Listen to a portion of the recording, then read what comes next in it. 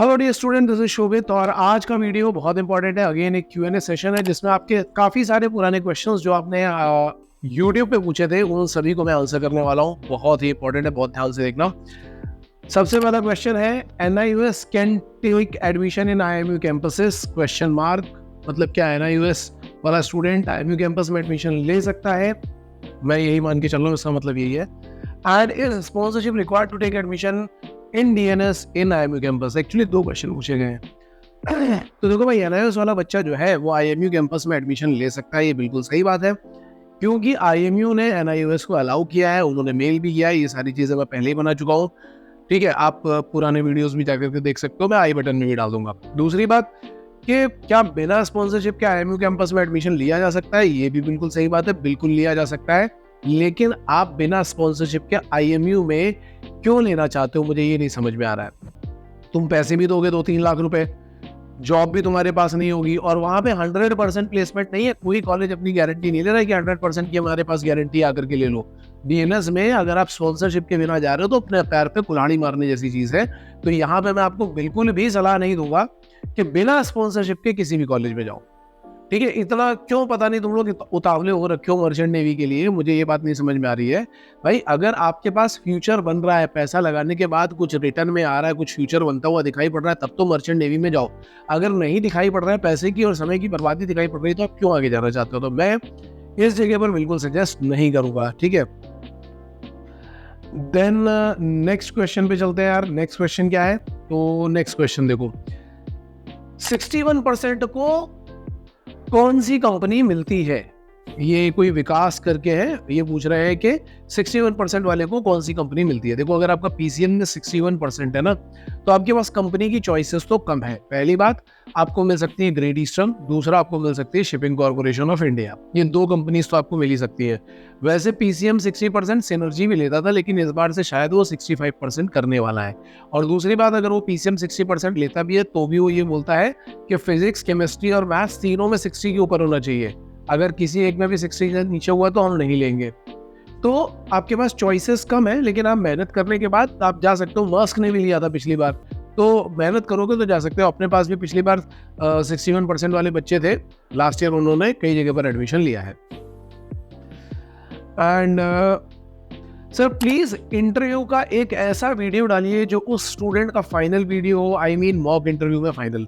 तो देखो यार, हम लोग कल ही कुछ इंटरव्यू शूट करने वाले हैं, तो आगे आने वाले वीक में जो आपको मिलेंगे वीडियोस, वो वाले वीडियोस मिलेंगे जो बच्चे कहीं ना कहीं सिलेक्ट हो चुके होंगे, और उनका वो फाइनल वीडियो होगा, फाइनल, ठीक है। ताकि आपको अच्छे क्वेश्चंस और उनके आंसर्स और ये पता चल सके कि जो बच्चा सिलेक्ट होता है उसका फाइनल इंटरव्यू कैसा होता है। ओके इसके बाद एक बच्चा है जिसने लास्ट Q&A सेशन में पूछा था कि सर ये बताओ कि 12th वाले क्या करें। मेरे हिसाब से मैंने लास्ट वाले वीडियो में काफ़ी सारी चीज़ें बता दी थी। अच्छा, उसके अलावा और भी उसने अपना नाम भी बताया कि मेरा नाम दुर्गेश शुक्ला है, मैं 12th रनिंग में हूँ। और अगर आप 12th क्लास में हो तो फिलहाल आपको 12th क्लास की ही प्रिपरेशन करनी चाहिए, आपको बोर्ड की प्रिपरेशन करनी चाहिए, वो भी अच्छी तरीके से, क्योंकि 12th में जितने अच्छे मार्क्स होंगे PCM में, आपको उतनी ज़्यादा प्रायोरिटी मिलेगी DNS में, स्पॉन्सरशिप में भी, और ऑब्वियसली आगे जाकर के तो मिलती है। तो कंपनी की स्पॉन्सरशिप में आपको उतनी ज़्यादा प्रायोरिटी मिलेगी। आप जितना अच्छा 12th प्रिपेयर करके जाओगे, IMU सिटी में भी उतने अच्छे मार्क्स आने के चांसेस होते हैं। तो मेरा पहला सजेशन है कि आप 12th करो। अगर कोई क्लासेस ज्वाइन करने की बात कर रहा है तो आप क्लासेस ज्वाइन कर सकते हो, क्योंकि हमने आज से ही ये वाला कोर्स स्टार्ट कर दिया है जिसमें हम पहले 12th प्रिपेयर करा रहे हैं। हमारा टारगेट ये है कि अभी से लेकर के दिसंबर एंडिंग तक हम पूरा का पूरा 12th एक अच्छा क्विक रिवीजन नहीं, एक रिगरस रिवीजन करने वाले हैं। अभी से लेकर के दिसंबर एंडिंग तक कम से कम 6 से 8 घंटे की क्लासेस चलने वाली है, जिसमें फिजिक्स, केमिस्ट्री और मैथ्स इनको ही अच्छी तरीके से रगड़ा जाएगा। अगर आपको ज्वाइन करना हो तो बैच आप ज्वाइन कर सकते हो। ऑब्वियसली वो कॉस्टली है, वो इसलिए भी है क्योंकि हम 6 से 8 घंटे पढ़ा रहे हैं। 2 घंटे पढ़ा कर कुछ क्वेश्चन दे करके तो हम खत्म कर नहीं रहे। यहाँ पे क्या हो रहा है कि यहाँ पे आपकी क्लासेस भी चलेंगी, आपको फिजिक्स, केमिस्ट्री, मैथ्स पढ़ाया जाएगा, आपका होमवर्क भी कंप्लीट कराया जाएगा, डाउट भी कराए जाएंगे, टेस्ट पेपर भी होंगे, टेस्ट की चेकिंग भी होगी, एनालिसिस भी होगा, करेक्शन भी होगा। और अगर आप कहीं पे अपना कॉन्फिडेंस लूज कर रहे होगे तो आपको 1-to-1 काउंसलिंग सेशंस भी मिल जाएंगे। काफ़ी सारी चीज़ें हैं, इसलिए फीस भी ज़्यादा है। Okay, going to the next question. Sir, I have one doubt. I have knock knees, but I can do physical exercises easily. So, will it be an issue for this profession? As I have checked some sites, they are saying that any kind of deformity is not allowed. Also, sir, thanks for supporting all of us. Means a lot. Okay. So, भाई देखो ऐसा है कि knock नीज rarely कोई company देखती है, generally knock नीज को कोई नहीं देखता है, ठीक है। फ्लैट फुट या नॉक नीज को कोई नहीं देखता है। हाँ, ये जो चीज़ें हैं ये एनडीए में बहुत ज़्यादा देखी जाती हैं, क्योंकि वहाँ पे दौड़ने भागने वाला बहुत सारा काम होता है। शिप में जाकर के आपकी आई साइड पे ज़्यादा फोकस करते हैं, क्योंकि शिप में देखने वाला काम ज़्यादा है। आपका कलर ब्लाइंडनेस नहीं होना चाहिए, आई साइड 6x6 होनी चाहिए अगर आप डेक साइड पे हो। ये सब चीज़ों पे ज़रूर फोकस करते हैं। वहाँ पे ऐसा कुछ नहीं कि आपको बहुत दौड़ाना भगाना है, तो नॉक नीज जनरली कंपनीज नहीं देखती हैं। फिर भी मैं ट्राई कर रहा हूँ कि किसी डीजी शिपिंग अप्रूव्ड डॉक्टर के साथ में मिलकर के एक पॉडकास्ट क्रिएट करूँ, ताकि आपको ये सारी की सारी इन्फॉर्मेशन आगे जाकर के मिल जाए। एक वजह पूछ रहा है कि सर मेरी एज 23 है, 12th पास हूँ, क्या मर्चेंट नेवी से डीएनएस करना सही रहेगा मेरे लिए? प्लीज गाइड, कोई दिक्कत तो नहीं आएगी आगे जाकर के इंटरव्यू में? देखो भैया, अगर आपकी एज है 23, तो 23 की एज में पहले तो मैं ये बता देता हूँ कि कौन सी कंपनी आपको अलाउ करती है। एंग्लो ईस्टर्न बोल देती है कि हाँ हम ले लेंगे, ग्रेट ईस्टर्न बोल देती है कि हाँ हम ले लेंगे, शिपिंग कॉर्पोरेशन ऑफ इंडिया भी बोल देती है कि हम ले लेंगे। लेकिन इन सभी में पंगा ये है कि जब आपकी एज ज़्यादा हो जाती है, इन्होंने क्राइटेरिया तो 24-25 साल तक का रखा हुआ है, लेकिन प्रॉब्लम ये होती है जब आपकी एज ज़्यादा हो जाती है ना, देखो ये एक साइकोलॉजिकल प्रोसेस होता है यहाँ पे। वो हमेशा, या दूसरी कंपनीज जो होती हैं जो बोलती हैं अंडर 19 लेंगे, अंडर 20 लेंगे, अंडर 21 लेंगे, उनका एक रीज़न होता है कि जो बच्चे होते हैं ना 18-19 साल के, इन बच्चों को नई चीज़ें सिखाना और नए तरीके से ढालना बहुत आसान काम होता है। लेकिन एक बार बच्चा जब एज 21-22 क्लियर कर लेता है ना, उसका माइंडसेट बन चुका होता है और वो बहुत रेयरली अपना माइंडसेट बदलने के लिए तैयार होता है। इसीलिए मतलब मेरी जितने भी कैप्टन से या दूसरे कंपनीज में बात हुई है, जनरली लोगों का कहना है कि हम 21 के बाद वाले बच्चों को बहुत रेयरली प्रेफर करते हैं। क्यों बहुत रेयरली प्रेफर करते हैं? वो इंटरव्यू में चेक करते हैं कि क्या ये बच्चा बदलने के लिए तैयार है या नहीं है।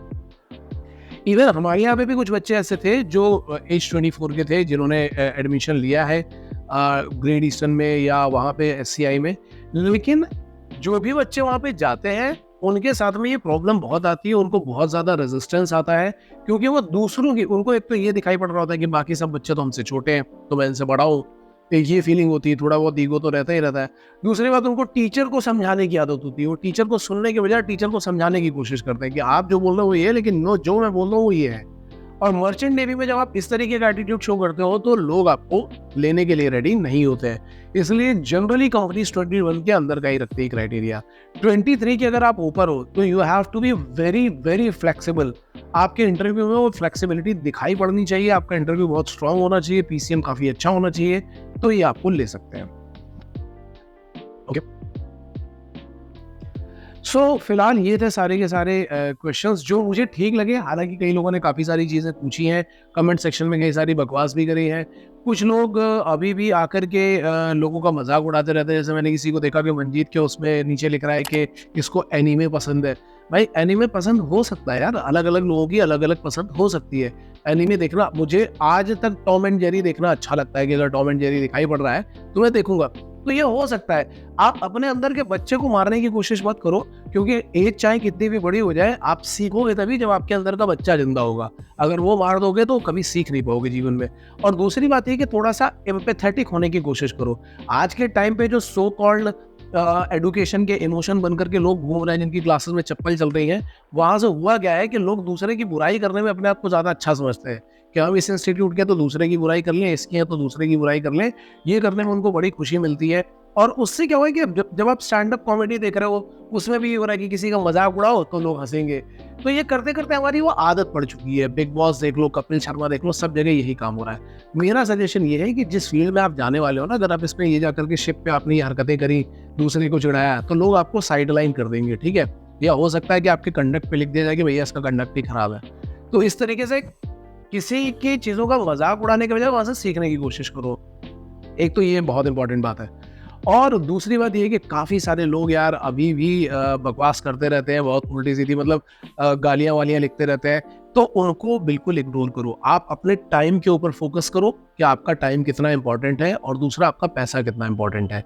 केवल ऐसी जगह पर लगाओ जहाँ से आपको कुछ अच्छे रिटर्न्स मिलने वाले हो, ठीक है। तो आज के लिए इतना ही। All the best guys. कल और परसों में मैं आपको कुछ बताऊंगा कि मास्टर क्लास में क्या होने वाला है, अगली मास्टर क्लास जो संडे को होने वाली है उसमें क्या होने वाला है, और उसके अलावा प्रज्ञा कोर्स में और क्या क्या कर सकते हैं, ये चीज़ें मैं आपको बताऊंगा। ठीक है, ऑल द बेस्ट।